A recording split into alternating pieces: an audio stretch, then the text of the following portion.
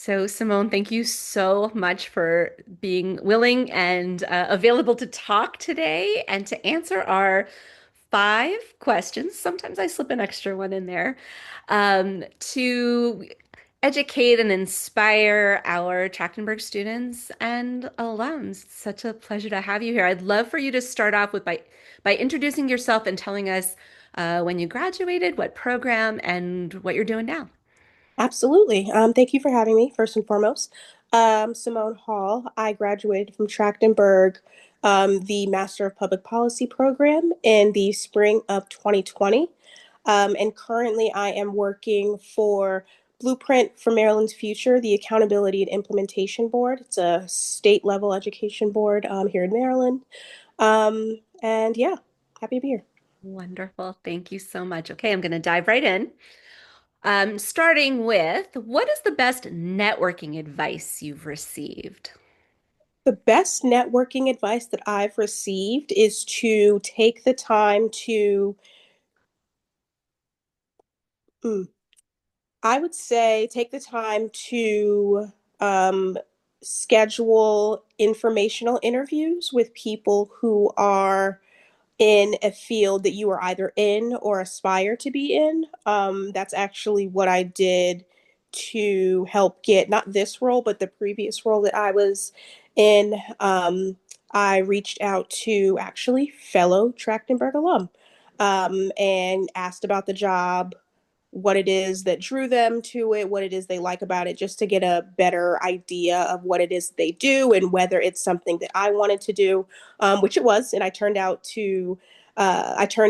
working for that organization for 4 years before I transitioned to this new role. So yes, definitely the time that you can dedicate to interviews in a field that you want to go into or already in is invaluable for sure. Okay, so I said sometimes I slip a little extra question in there. So, what do you say to people who are afraid that they're burdening somebody or afraid to, kind of put themselves out there? Are there any pieces of advice that you could give people who find this to be extremely daunting? Yes, I was one of those people. I definitely was apprehensive at first to send the emails or the LinkedIn invites, whatever it was, LinkedIn messages. But I would just say go for it. The least they can do, or at worst, they can just not respond or say no. But at least you've tried. I think that putting yourself out there is something that is important to do because otherwise, you may regret it, and it's always a what if, like what could have been. So I would just say go for it. Swallow that apprehension. I know it's easier said than done, but just send the message. Excellent. And the fact that you did it is inspiring for other people who feel that way. So, okay. Second, well, I guess third question. What specific action have you taken that you think significantly impacted any of your job searches? I would say, and actually, I'm going to go back to the very first role that I got professionally right out of school.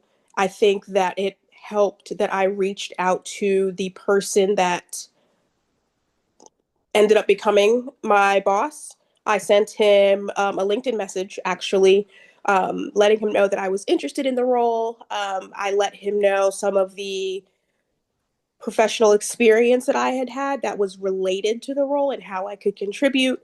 And from there, he actually responded, which I was super surprised. You can send out a ton of cold messages, and they don't always respond. But I think I was very fortunate in this case to get a response. And from there, it led to a couple rounds of interviews, and I landed the role.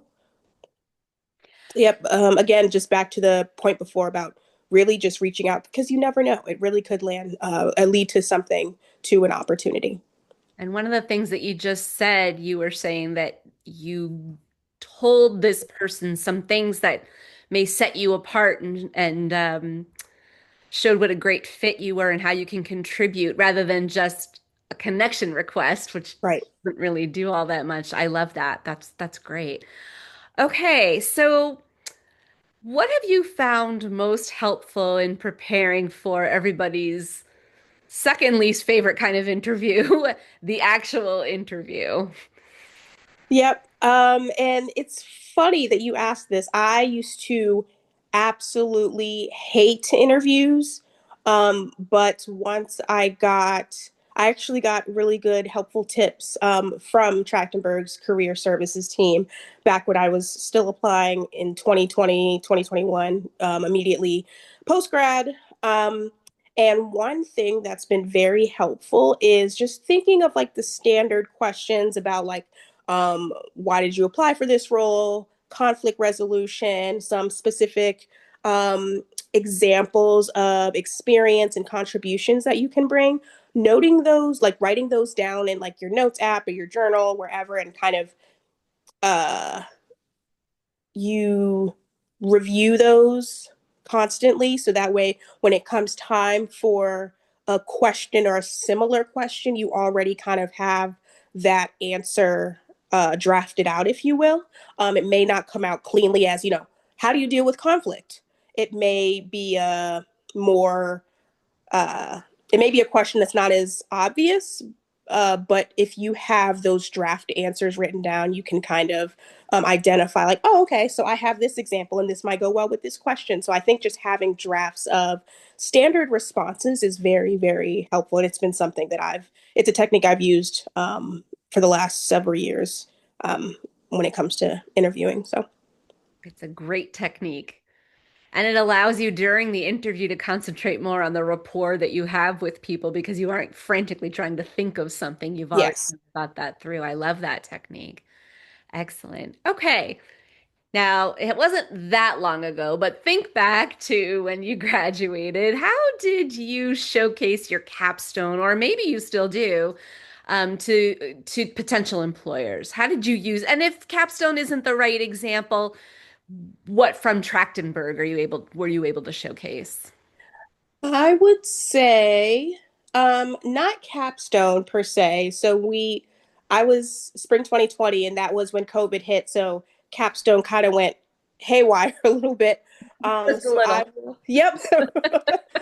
So I will use just Trachtenberg in general. Um, I will say that I was able to showcase my Excel skills Mm. through actually a couple of interview processes, and I was able to um, uh, show off, if you will, the skills that I was able to learn from Excel. Actually, the public budgeting course at Trachtenberg, which is where I started getting those fundamental Excel skills. And then I was able to showcase that during one of the panel interviews that I had for a previous role. And then I ended up getting the role and I ended up using Excel as a daily tool. So I think having that public budgeting foundation from Trachtenberg was very helpful. Now that I'm in an education finance, like public finance space, I think it was very helpful to have that public budgeting course. Are there other technical skills that you use? Excel comes up a lot, Mm-hmm. obviously extremely valuable. Are there other technical types of skills that you use, whether you got them from Trachtenberg or not, that are something people should keep in mind?